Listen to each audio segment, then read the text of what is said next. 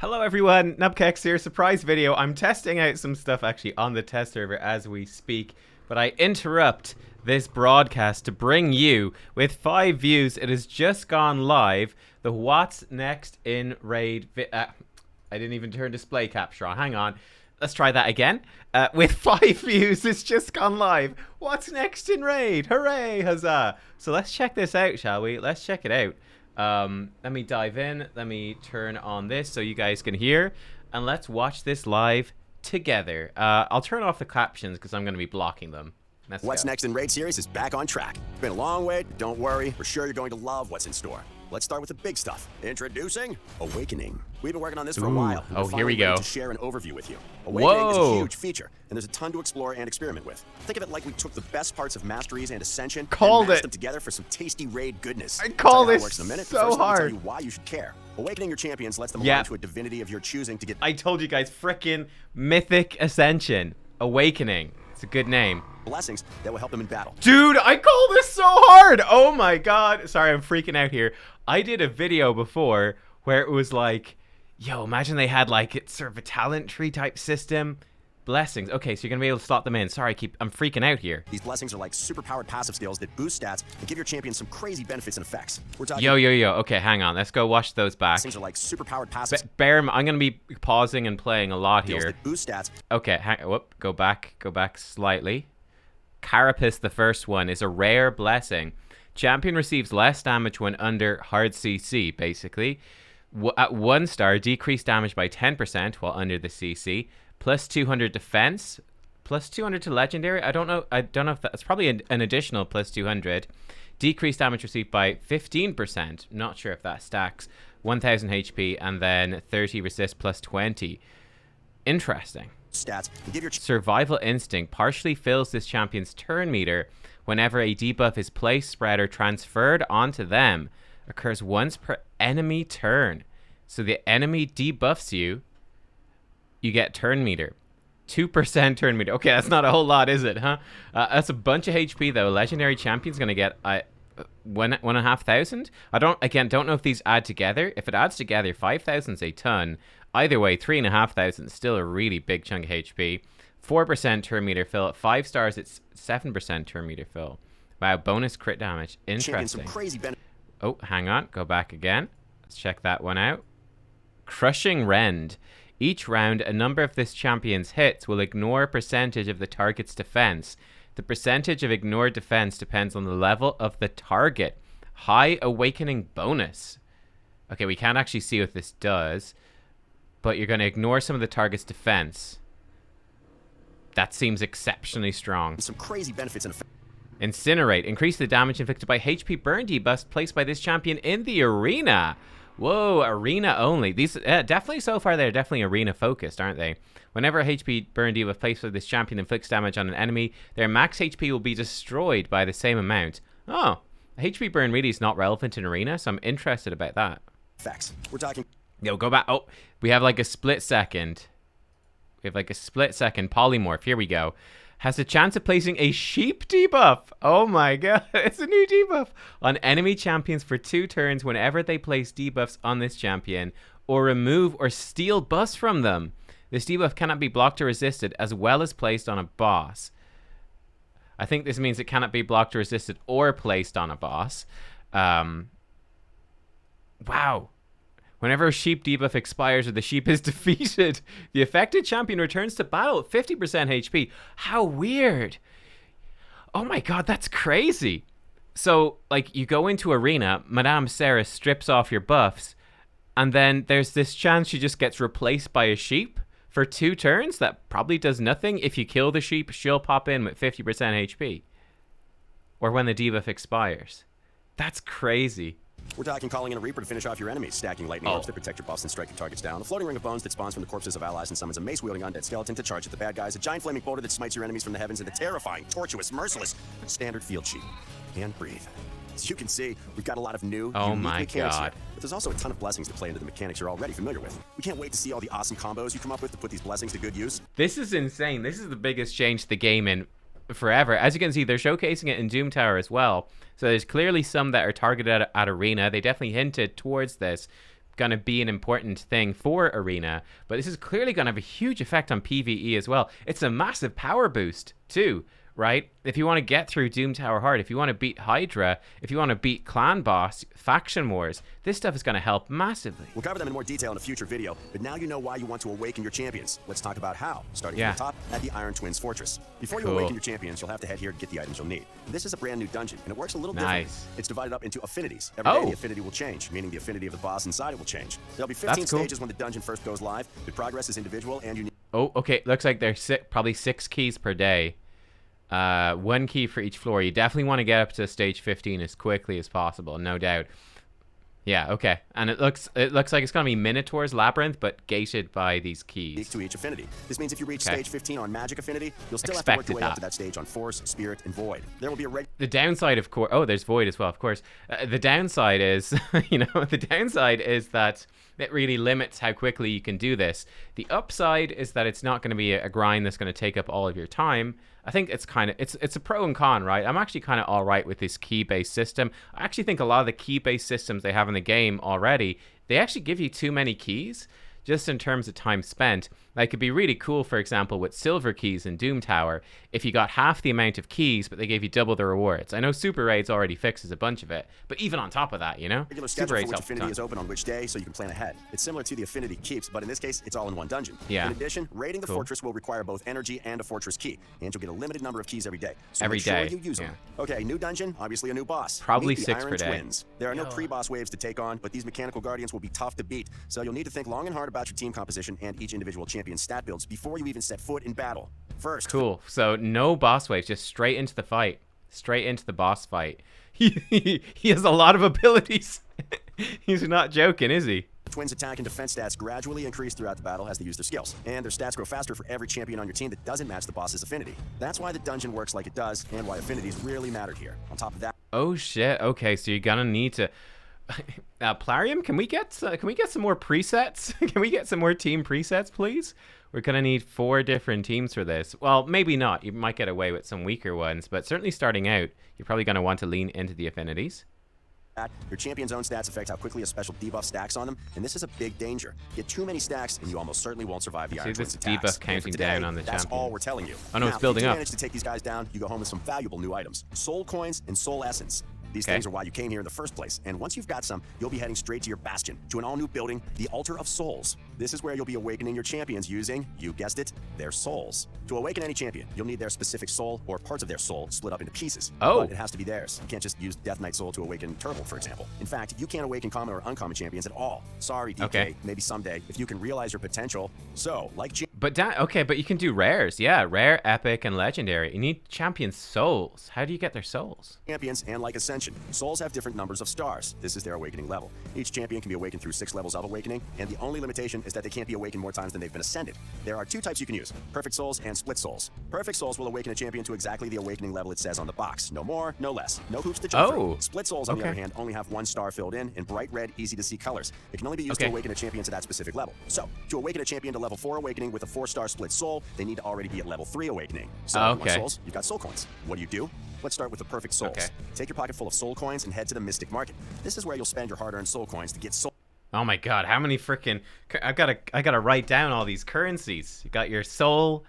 Oh man, your soul nuggets for the soul MacGuffins? Soul stones. Grab what you want, then head straight to the soul stone summon tab. Here, you'll use those soul stones to summon, well, souls. You might notice this interface looks familiar, and you might also notice that there are 3 types of soul stones: mortal, immortal, and eternal. Summoning souls via soul stones will always give you perfect souls. The better the soul stone, the better your chances of getting higher level souls for higher rarity champions. I forgot to mention, there will be an exam on this at the end of the video, by the way. If you get anything wrong, you don't get this feature in the game, just in case you didn't know that. So I hope you know exactly what each type of soul is and what it does. Okay.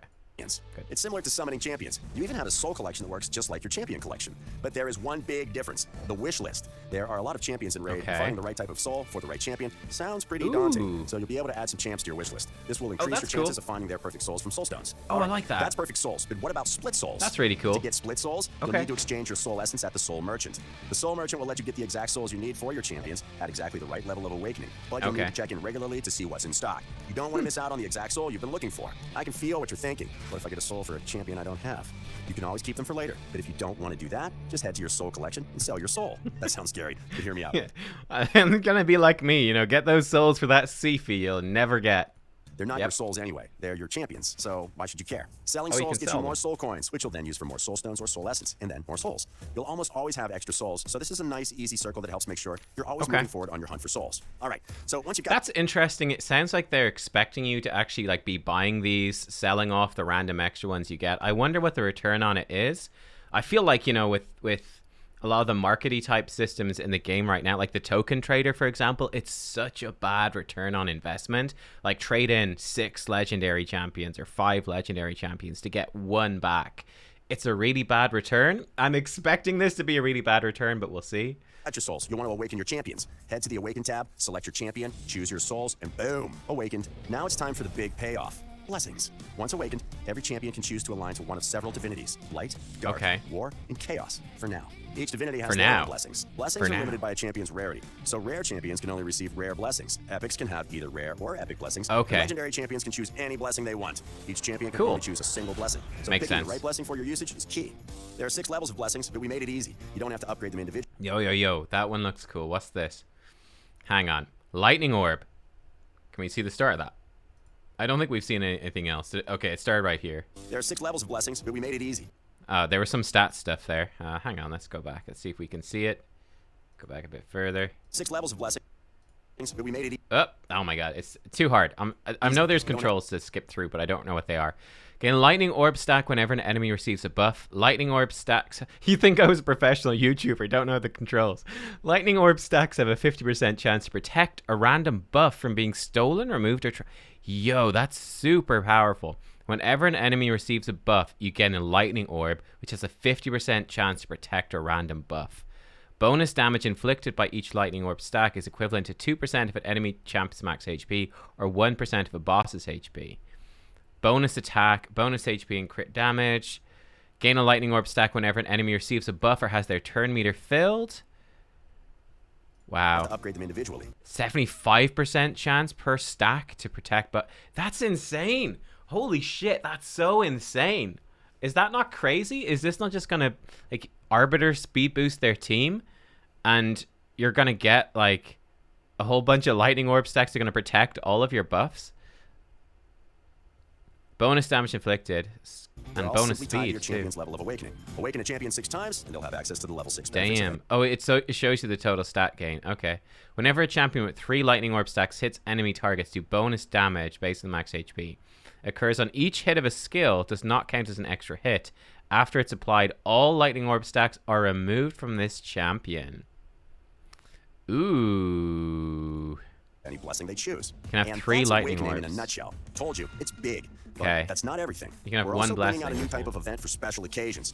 Deck of Fate events. You'll learn fate points from a bunch of in-game activities, like raiding dungeons, leveling up champions, opening shards, the usual stuff. You'll then use those fate points to flip cards. Whatever you flip over, you get to keep as a reward. But there's another layer. There are 3 rarities of cards, and if fate is on your side, and you flip 3 cards of the same rarity one after another, you'll get a bonus reward. A fate chest containing a bunch of awesome items. These Deck of Fate events will be used to get more from your everyday rating, which is something we think everyone can get behind. That's Keep fun. an eye out for the first event later this year. That's Those really are the 2 fun. big features we wanted to talk about today, but here's a bit of legendary before book we from that. finish. That's First, champion skins. We've got more Hang on. What's this right here? A bit of eye candy. That's cool though. So this is like, it's another take on the path of light, flip over the random stuff. So it's very random. That's the thing that's going to annoy people. It's super random, but I feel like if you're playing the game, you got to have a little bit of a love for the, you know, the RNG, right? You know, you got to like opening those shards. You got to like a bit of randomness, flipping cards for benefits. It's, I mean, it's a bit on the nose, perhaps, you know, the card games and all that, the gambling, but, you know, it's there. It makes sense. Common, epic, rare cards. Oh, common, rare, epic cards. Okay, so there's no legendary cards, right? Just common, rare, and epic. The rarer the card, the better the rewards. 17 commons, 13 rare, 10 epic cards. Work out the chances of getting 3 epics in a row, 3 rares, or 3 common cards in a row. Go now. Okay, cool. Following items are available from flipping cards in this event. Get multi-battles, XP, chunk of silver, energy, big chunk of gems, actually. It's quite nice. Some charms, some stuff. Okay, so decent stuff. Before we finish, first, champion skins. Fate chest We've got more in the pipeline, and we think you barbarian fans out there are going to love them. including Boom. this more literal spin on everyone's favorite warrior queen, Oh, Syl of the Drakes. yo, you And Carl as was always, we've got more champions coming. I'll let the images do the talking here. Carl background. Hang on, let's go back to the skins real fast. More in the pipeline, and we think Two you barbarian fans Syl out there skins. We got like a dragon one, Deathwing skin. That looks sick. I like that one a lot. Very Drake-like. including this more literal spin on everyone's favorite warrior queen. And then we've got a Syl of the Carl one. Drakes. Yeah, you imagine that one's probably the legendary one because it changes the And background. as always, we've got more champions I coming. like that I'll those let the skins images change do the the talking background. here. Most of these are in their final stages of development, so you'll be seeing them popping out of shards sooner rather than later. Yo, Let us cool. know what kind of champions you'd like to see added in the Yo! future in the comments. We've been listening to your feedback, and we will do justice to some community favorites very soon. That's everything. Don't forget to hit like and subscribe to catch more raid videos. I'll let the images. All right, cool. There's a good chance that any of these could be login rewards, fusions, stuff like that. This champ looks cool. Looks like a Night Rev or a Dark Elf. Maybe more a Dark Elf, actually. We've got the long white Dark Elf hair. We've got a Kraken mask. Big old great sword, armored. Looks fun. Looks like a kind of a slow damage dealer. The talking here. Badass. Most of these are in their final. Yo, this champ looks sick. Again, also, this is almost definitely a Dark Elf, right? With the spider motif. That's so creepy, dude. The spider clinging onto his back. The two daggers floating. I don't know if he's T-posing for art or if he's like floating magically in like a look how cool I am magically sort of way. That's really, I think he is it's like, I think the idea is that he's maybe suspended by a spider string. That's super creepy, like a spider hanging from its web. Yeah, I think that's the idea. So surely a poison champ. Final stages Looks of development, powerful. So you'll be seeing them pop. Another kind of armored up greatsword champ, Serpenty sword. It's got to be a nightmare to fit that into a scabbard. He's got a Plague Doctor mask. This one looks more Night Revenant for sure. Yeah, armored up. Looks fairly tanky. Popping out of shards sooner rather than later. I love the look of this champ. She looks sick. Dude, I freaking love it. I freaking love it. I love it. We've got like the samurai type look. The cape, the colors on that cape are just popping. And then this really cool plume off the helmet. Like she's a legendary for sure. Probably attack based. Oh, she's got a really creepy mask as well. She looks awesome. Let us know what kind of champions you'd like to Most see excited added in for the her. Slight runner up for being excited for this guy. Mr. Oinkers. Mr. Oinkers looks pretty badass. Definitely looks like a support champion. Big old warthog. future in the comments. Looks great. We've been listening to your feedback. Wait, hey, just hang on. Go back to Mr. Oinkers. Yo, dude's got a pretzel on his back. In case he's hungry. In the comments. I like We've been it. listening to your feedback. This champion looks like Krakarth, that really bad new champion from Doom Tower. So it's like some sort of really tanky dwarf, big old sword. Tanky, she's got cool horns and stuff. We will do justice to some community favorites. This is like an Ogren tribe type champ. Really creepy. I love the dwarf head. Dwarf head and the belt. You know, it's got climbing gear. Got some like sneak into your bedroom. Tickle your Very toes. soon. That's everything. Don't forget to hit like and subscribe and catch more raid videos Dude. as soon as they come out. Until next time, Whew. good luck and happy raiding. Oh my god, that was insane. Yo, was that a little spoiler for Ultimate Death Knight? I think it might have been. That was insane, man. Wow. Okay, I'm gonna go watch this back myself. I'm gonna upload this straight away so you guys can see. Let me know what you think. The new awakening system, given the blessings, the twin fortress idea, with the boss. Do we see a glimpse of its abilities actually before I go? I feel like they gave us a glimpse of its abilities. Am I imagining that? Maybe I'm imagining it. I'm flicking through the thing here. I'm not seeing it. Anyway, we'll see. I'll be doing loads of guides on this when it goes live. Yeah, we'll scan through that. But looks cool.